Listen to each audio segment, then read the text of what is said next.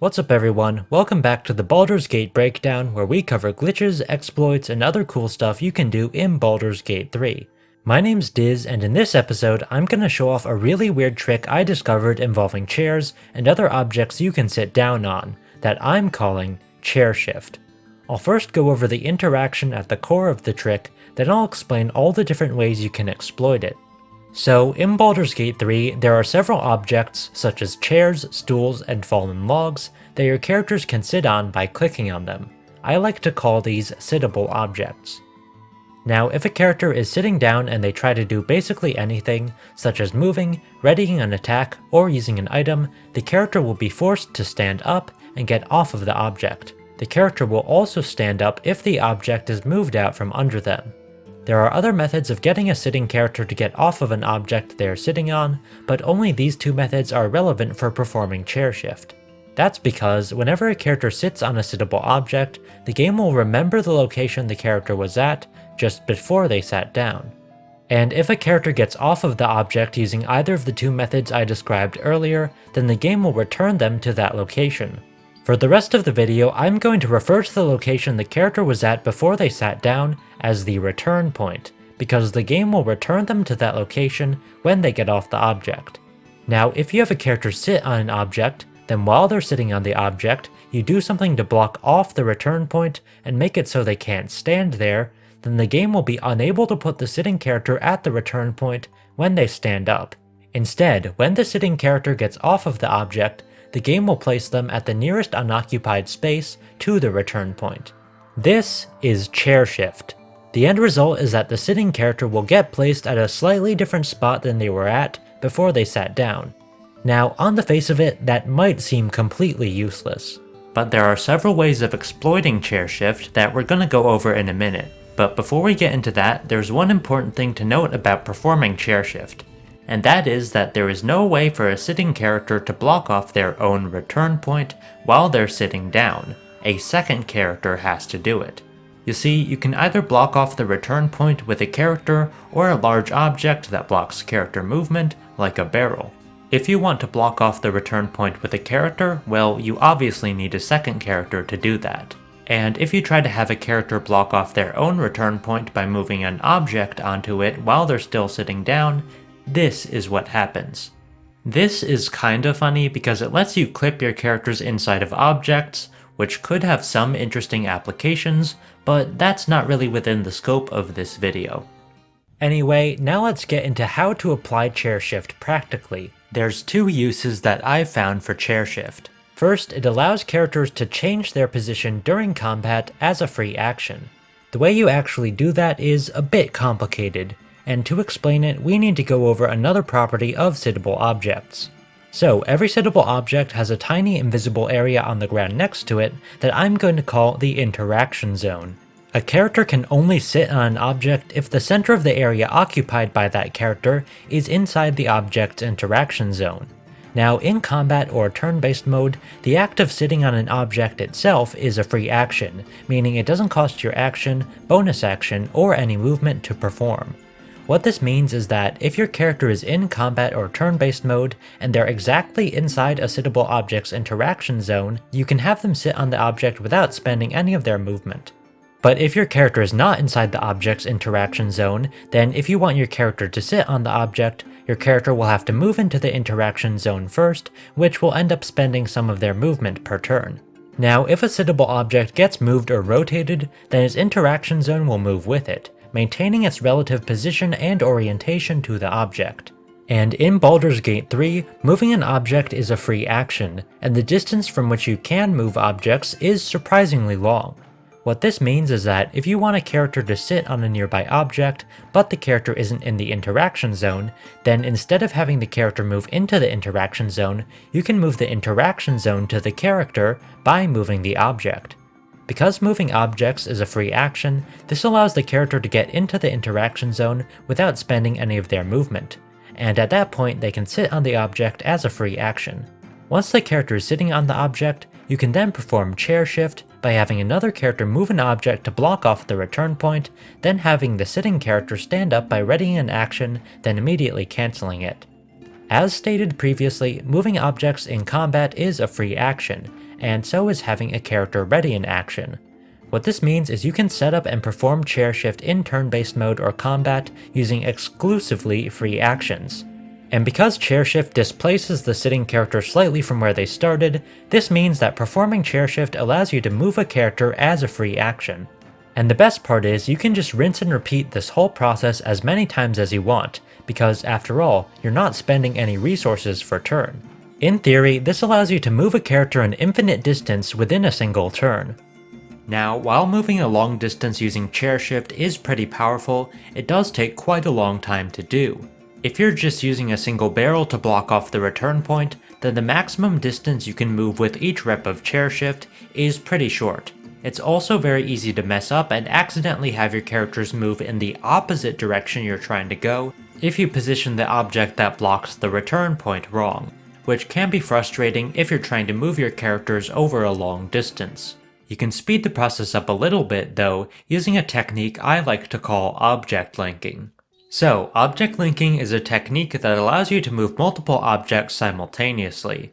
To perform object linking, you need two objects that are capable of blocking character movement. What you're going to want to do is put one of the objects on the ground, then place the second object next to it as close as you can possibly get it. The objects have to be really close in order for object linking to work. What you're basically trying to do is get the objects to slightly clip inside of each other. In my experience, it's a bit easier to do that if the objects are on flat ground, or if the ground is at an angle that causes the objects to slant towards each other. So if you can't get it at first, try moving the objects to a different section of the ground, or try placing the object you're moving on a different side of the object that's already on the ground. Anyway, if you've done everything properly and the objects are close enough, then the objects will become linked, and attempting to move one will also move the other, maintaining their orientations relative to each other. Now, a great thing about object linking is that it's possible to link any number of objects at once. If there's two linked objects on the ground and you try to link another object to either of those two, then all three objects will become linked. You can repeat this process to link as many objects as you want together, and you'll be able to move all of them at the same time by just clicking and dragging one of them. This basically lets you make a single huge super object, which you can customize the shape of. To demonstrate how this can be applied to chair shift, I built this chain of 6 linked barrels.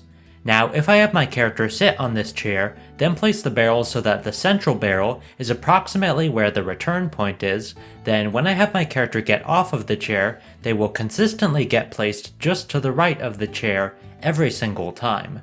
This is because the barrels not only block off the return point, but also block off a bunch of the area around the return point, making it so that the nearest unoccupied spot is consistently just to the right of the chair. Not only is the distance moved this way significantly greater than could be achieved with a single barrel, but it also requires much less precise positioning to get the character to consistently move in a certain direction. This idea could also be expanded upon by adding more barrels and other objects to the chain in order to block off more of the area around the return point and push the closest unoccupied space farther away.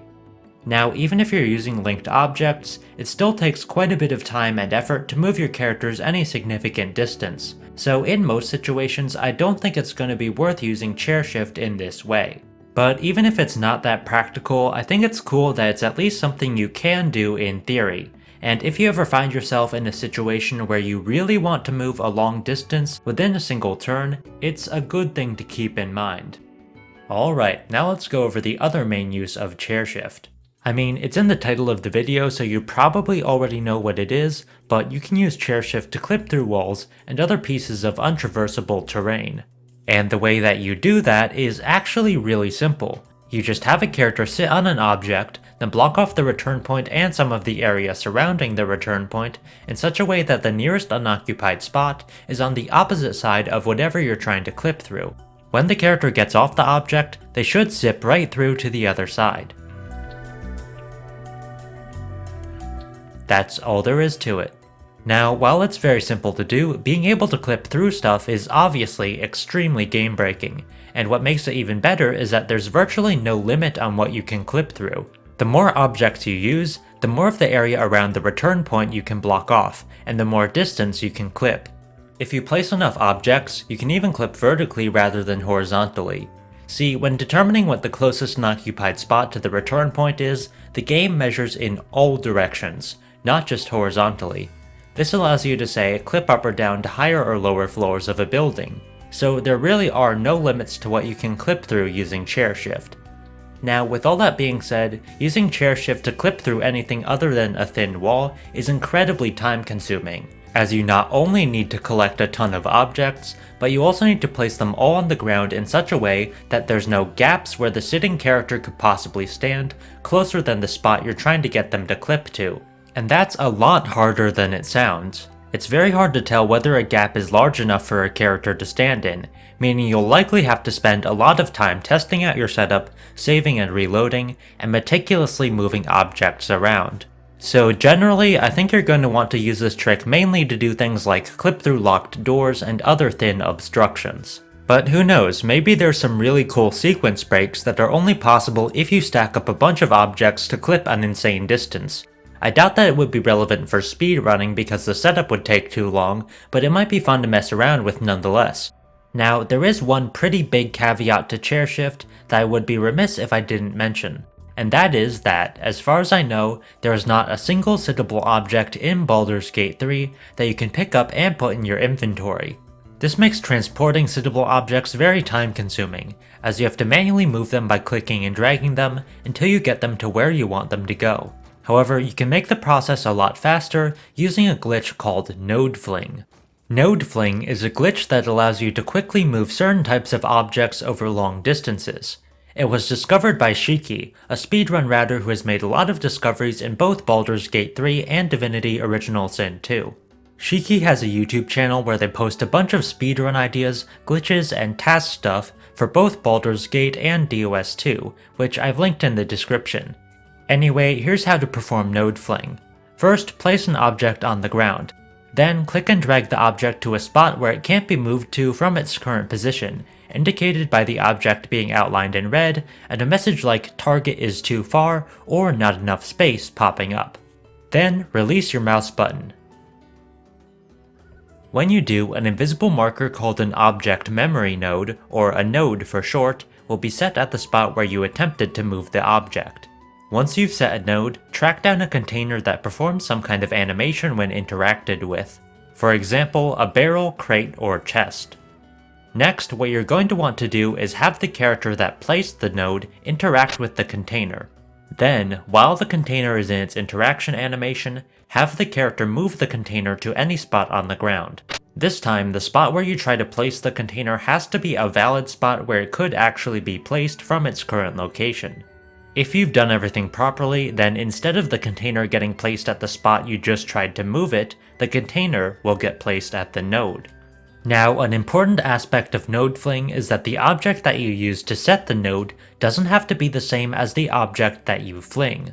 What this means is that you can set a node in one location using one object, then travel to a different object in another location and fling it all the way to the node. This basically allows you to teleport objects across the entire map instantaneously. Now, Nodefling cannot be used to move sittable objects directly, as your character sitting on them when interacted with technically doesn't count as the object itself having an interaction animation. However, you can stack a sittable object on top of an object that does have an interaction animation, then fling that object. The sittable object will stay on top of that object as it's being flung, and move with it all the way to the node. Now, an important thing to note is that if you're trying to fling an object that has other objects stacked on top of it, then the object you use to set the node has to have at least that many objects stacked on top of it as well. So if you're, say, trying to fling a barrel with a chair stacked on top of it, then whatever you use to set the node also has to have at least one object stacked on top of it. If you're planning on using chair shift, what I recommend doing is, whenever you come across a chair or another sittable object in your travels, to use Nodefling to transport it to camp. Then, whenever you're about to do a fight or you're in some other situation where you want to use chair shift, you can use Nodefling again to bring the object back out of camp. This is the fastest and most convenient way of ensuring you always have access to something to sit on. And with that, I think that covers everything you need to know about chair shift, how to perform it, what it's useful for, and how to integrate it practically into your gameplay. If you learned something new from this video, make sure to leave a like and a comment, or maybe even subscribe if you want to see more stuff like this. Also, thank you all for watching and for all the support on my previous videos. I've been Dismas the Penitent, and I'll see all of you in the next one.